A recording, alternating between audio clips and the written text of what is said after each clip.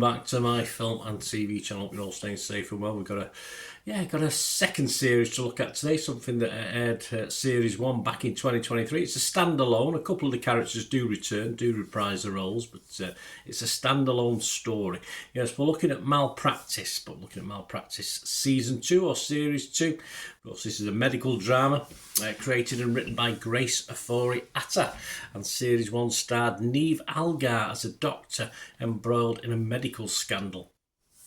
That aired back on the 23rd of April 2023 on ITV and ITVX. Yes, you can now watch, of course, series 1 on the ITVX channel as well. And I was Neve Algar. I scored the series a 6 out of 10. I thought Neve Algar struggled a little bit in that first series. So there's a few negatives when I did the review. I'll try and do a link to the original one. And the story for me occasionally drifted and it sort of dragged you back in, but you sort of got a little, I called it boring at times, but I did give it a 6 out of 10, so it wasn't a total disaster. So we'll have a look at the second series. This stars Tom Hughes, Helen Behan, Jordan Kouami, Selin Hisley, Zoe Selford, Ace Batty, I love that name, Edith Bundy, Rick Warden, Jessica Lade, Hannah McLean and Alex Price as the main protagonists. There's one or two others as well. My apologies, I've not mentioned you. And this began on ITV1 on Sunday the 4th of May 2025, but you can binge watch it as I did.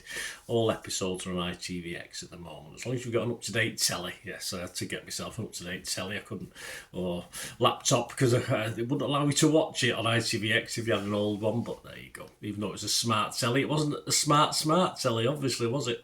What's it about? Well, this time it's psychiatric registrar Dr. James Ford. I like the actor for this one.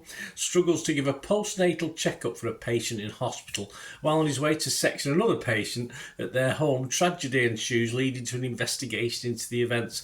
Dr. Ford has to defend himself against the impression he's made a series of poor decisions. Dr. Hernandez, the hospital's obstetrics registrar, seeks to deflect any blame onto Dr. Ford. Yes, a lot of backstabbing in this. Dr. Norma Callahan and Dr. George Adjedge return from series 1, reprising their roles, leading the investigation as they uncover a hospital in conflict with itself. Yes, with itself and everybody else, I think. I mean, this poor doctor's, when it starts off this series, not having a good few days. I'm not going to call him Dr. Death, but then again, there's not that many who come out of this very well. If you had little faith in our NHS before this, I think it'll plummet even more after watching this series. One cock up after another. And the doctor actually comes out of this fairly well by the end. I won't ruin anything significantly. He doesn't come out of it smelling of roses by any means, but I mean, people like the NHS Trust, which you'd expect sort of running this fantasy hospital, certainly don't come out of it very well. But so all the usual formula for what you'd expect. Competent cast, I like the cast. There's no real big criticism this time. A chaotic story at times, which certainly never bored me. I was kept quite interested in this one, as professional and after professional try to cover their own arses until they get to the point that they can't. They just, give up. I'll be a whistleblower, and this is what we get with this. Carol Midgley from the Times reviewed it. She said, "Are all doctors as rude to each other as this? Probably. If working relationships were as fractious in real hospitals as they are in this corker of a medical thriller on ITV, nothing would ever get done."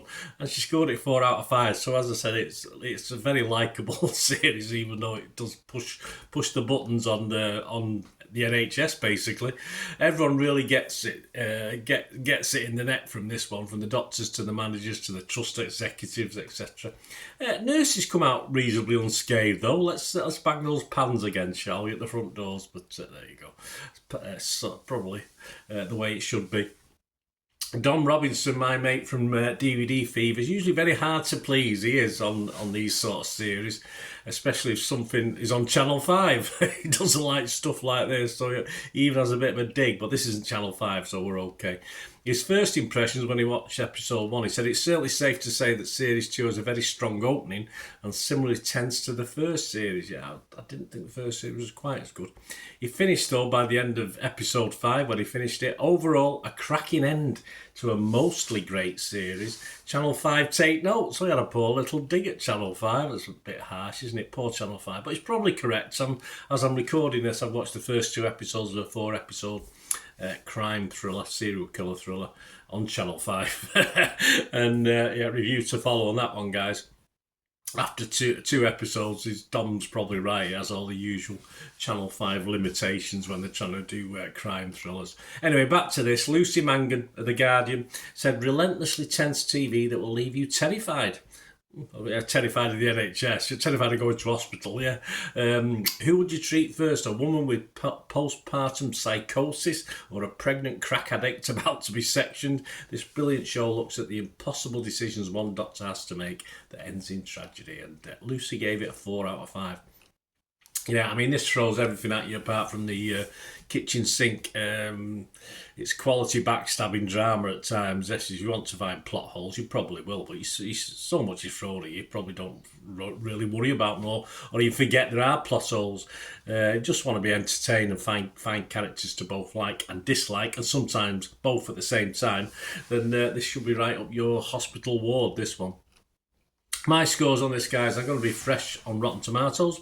I was positive on Metacritic, and certainly a lot more than 6 out of 10, which I give Series 1. So it's nice, isn't it, when a second series gets a higher rating. I thought this was much better, much more interesting, much more going on than Series 1, which I did enjoy. But this, I'm going to give a 7.5 out of 10. So there you go. Malpractice Season 2. Give it a watch, guys. Good fun. Good fun. Don't take it all too seriously. And if you work for the NHS, yes, let me know what you think. Great to have your views. Thanks for watching, guys. Hope you like what I try and do. I try and do a review, but I'll give other people's opinions as well. That's how I do it.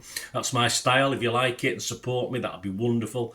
Any help you can give the channel and me going forward for the time I put in, that's always fantastic. And yeah, there are memberships available, and of course my football channel as well. But you get little things like scripts and stuff like that if you're interested in that sort of thing. But there are ways of helping me out, guys. If you can, just by subscribing is wonderful. Of course it is.